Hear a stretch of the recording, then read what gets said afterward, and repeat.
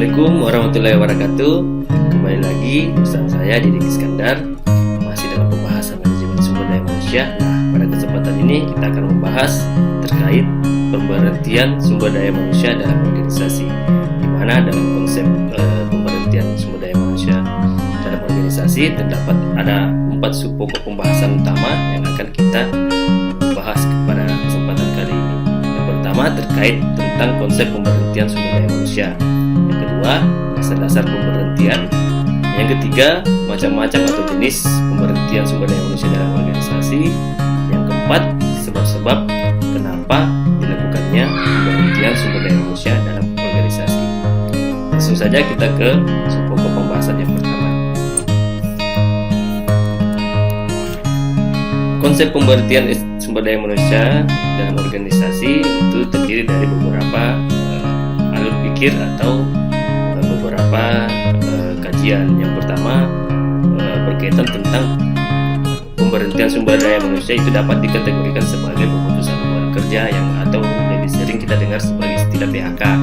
Nah, istilah PHK atau pemberhentian sumber daya manusia dalam organisasi itu berlaku di beberapa organisasi yang mempekerjakan individu sebagai bagian dari organisasi tersebut.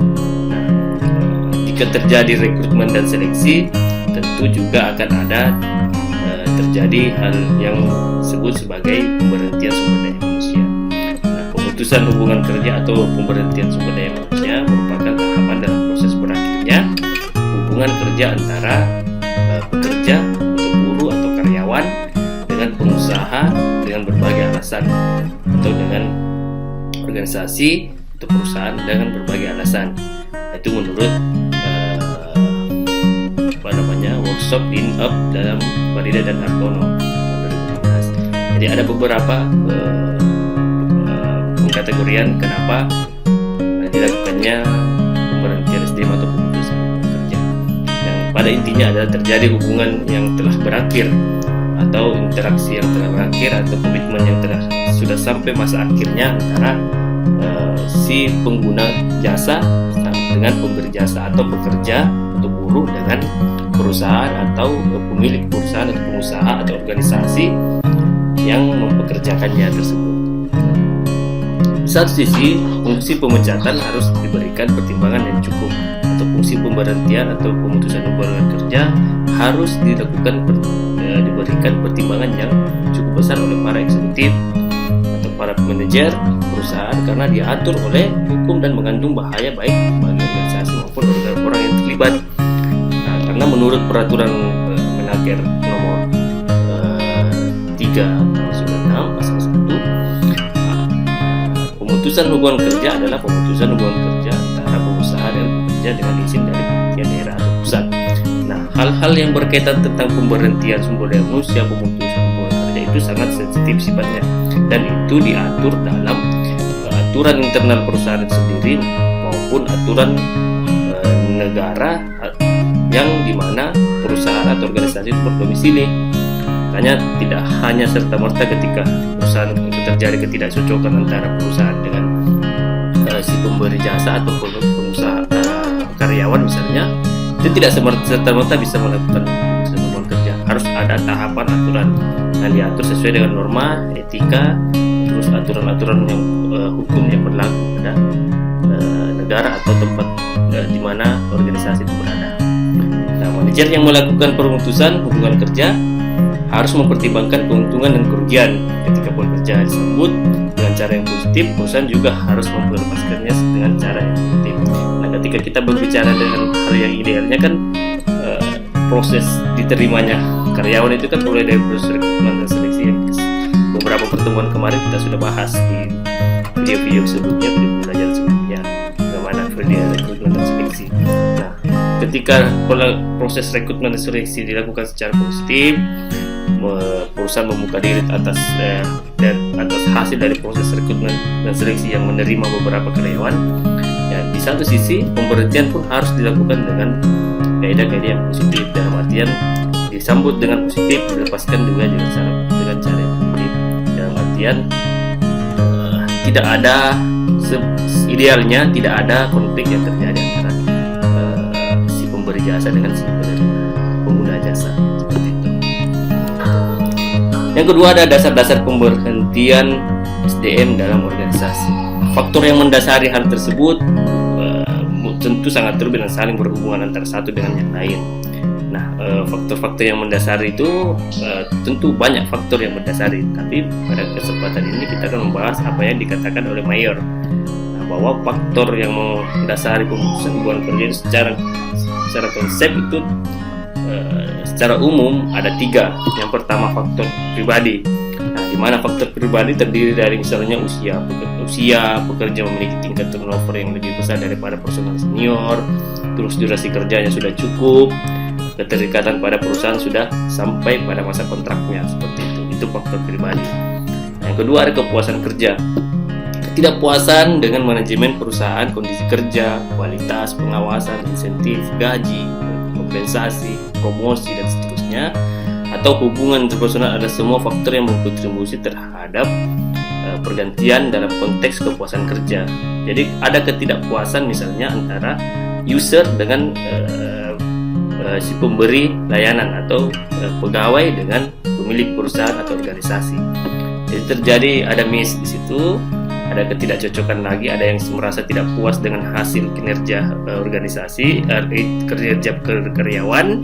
Si karyawan juga merasa misalnya tidak puas terhadap komisi, insentif, gaji, jenjang karir yang diterima. Itu biasanya terjadi menjadi dasar pemberhentian atau terjadinya pemutusan hubungan kerja antara kedua belah pihak. Yang ketiga ada budaya perusahaan. Ini juga tentu pasti mempengaruhi karena orang mencari lingkungan yang baik, budaya yang baik dalam organisasi agar bisa dapat bertahan lama. Begitupun sebaliknya. Budaya perusahaan membentuk perspektif serta mindset dan harapan orang tentang cara mereka bekerja setiap hari dan dapat membuat karyawan bahagia dalam pekerjaan mereka. Tentu tiap organisasi punya budaya organisasinya yang berbeda-beda. Nah, itu akan menjadi nilai-nilai yang dianut atau semacam aturan atau pola atau norma yang dianut oleh karyawan yang terlibat di dalam. Ketika tidak terjadi sinergitas antara budaya yang diterapkan dengan keinginan para karyawan, itu biasanya terjadi miss dan sangat memungkinkan untuk menjadi dasar terjadinya pemberhentian atau pemutusan hubungan kerja antara kedua seperti itu. Nah, macam-macam atau jenis pemberhentian sumber daya manusia. Secara konsep pasti ada beberapa macam atau jenis pemberhentian yang dilakukan oleh perusahaan atau organisasi dalam kaitan memberhentikan atau memutuskan hubungan kerja dengan sumber daya manusia atau individu atau karyawan dalam sebuah organisasi. Tapi secara umum kita mengambil ada 3 macam atau jenis pemberhentian sumber daya manusia.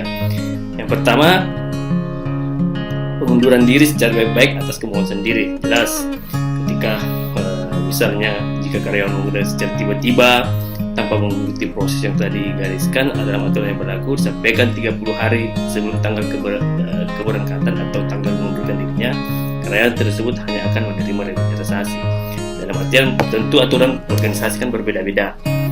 Ada yang ketika mengundurkan diri tidak dapat tunjangan misalnya, terus ada yang karena belum sampai kontraknya dia mengundurkan diri, tidak ada pesangon misalnya yang diterima atau kompensasinya tidak sesuai dengan yang diharapkan karena perusahaan juga menganggap bahwa masa kerjanya tidak sesuai dengan perjanjian yang telah ditetapkan. Tapi ini dalam kaitan positif, dalam artian mereka bersepakat bahwa si pihak yang mengundurkan diri ingin mengundurkan diri dan si penerima jasa atau perusahaan organisasi akan siap melepaskan dengan ketentuan-ketentuan yang telah berlaku.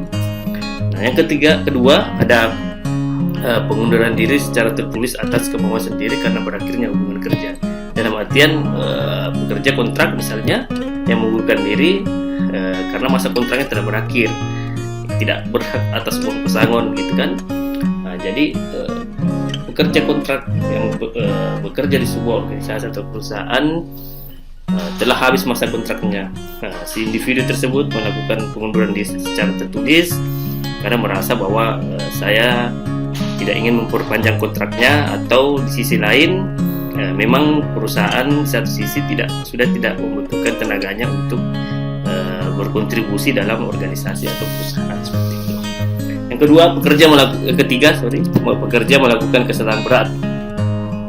Nah, biasanya ini dalam kaitan yang negatif, terjadi konflik, terjadi miskomunikasi, terjadi kesalahan-kesalahan karena kan tidak menutup kemungkinan selain berkontribusi pada wilayah-wilayah yang memberikan sumbangsi bagi kemajuan organisasi, pekerja atau individu atau karyawan dalam organisasi juga berpotensi atau memiliki peluang untuk melakukan kesalahan, baik itu kesalahan ringan, besar maupun kesalahan kecil. Nah, biasanya pemutusan hubungan kerja itu dilakukan ketika si individu melakukan kesalahan yang cukup fatal atau cukup berat.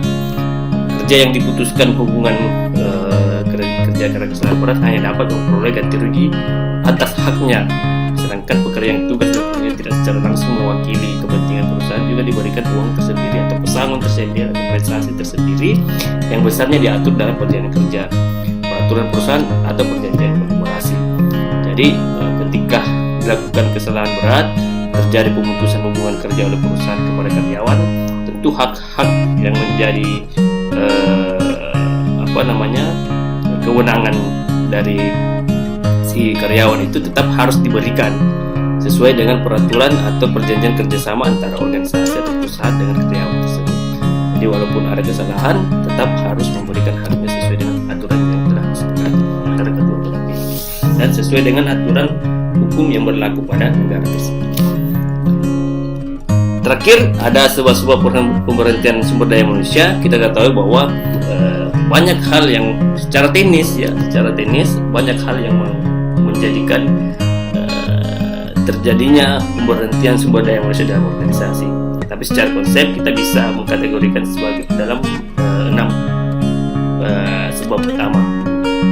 Pertama, mulai dari berhentinya karena undang-undang yang menyebabkan pemecahan karyawan, terjadi perubahan konstelasi kebijakan, konstelasi politik dalam sebuah negara yang mengeluarkan aturan bahwa harus terjadi PHK secara besar-besaran. Kemarin kan kita rasakan karena terdistribusi oleh COVID misalnya, nah itu banyak terjadi pengurangan karyawan atau PHK.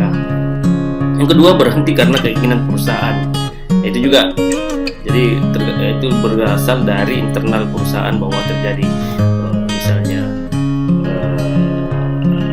kemerosotan dalam perusahaan, efektivitas berkurang, terus terjadi masalah-masalah yang internal sifatnya dan tidak membutuhkan lagi karyawan di beberapa sektor misalnya, jadi perlu dilakukan pengurangan karyawan atau pemberhentian beberapa SDM di beberapa divisi misalnya.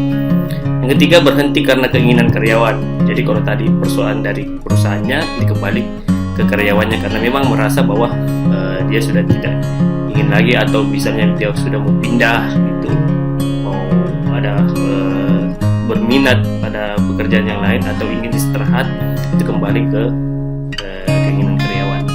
Selanjutnya ada ke pensiun. Jadi kenapa bisa berhenti? Karena memang sudah masanya pensiun, dia umur 70 tahun, sedangkan aturan di perusahaan tersebut bahwa umur 70 tahun sudah dianggap tidak bisa melanjutkan lagi dan dikategorikan sebagai pegawai yang akan dipensiunkan. Terakhir, yang kelima, kontrak kerja berakhir. Jadi orang individu ketika masuk dalam sebuah organisasi tentu ada kontrak kerja antara si individu dengan perusahaan.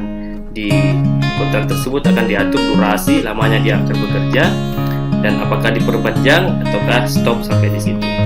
Karena ketika kontrak kerja berakhir, dalam artian perusahaan menganggap bahwa dia sudah tidak dibutuhkan lagi tenaganya dari satu sisi, di sisi lain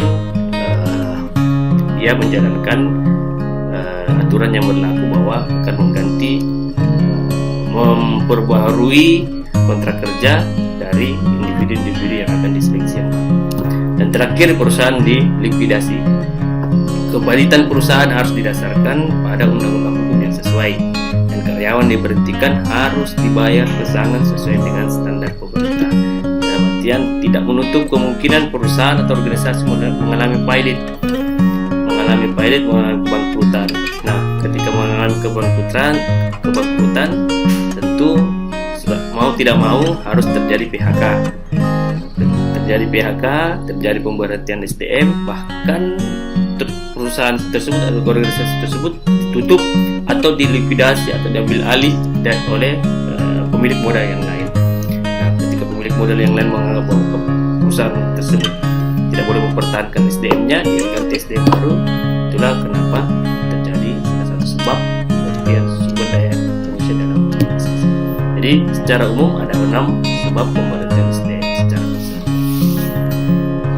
Demikian yang bisa kita bahas pada kesempatan kali ini terkait tentang pemberhentian sumber daya manusia dalam konteks manajemen sumber daya manusia. Sampai ketemu di lain kesempatan, kembali bersama saya Didik Iskandar masih dalam pembahasan manajemen sumber daya manusia. Saya akhiri, alhamdulillahirabbil alamin. Assalamualaikum warahmatullahi wabarakatuh.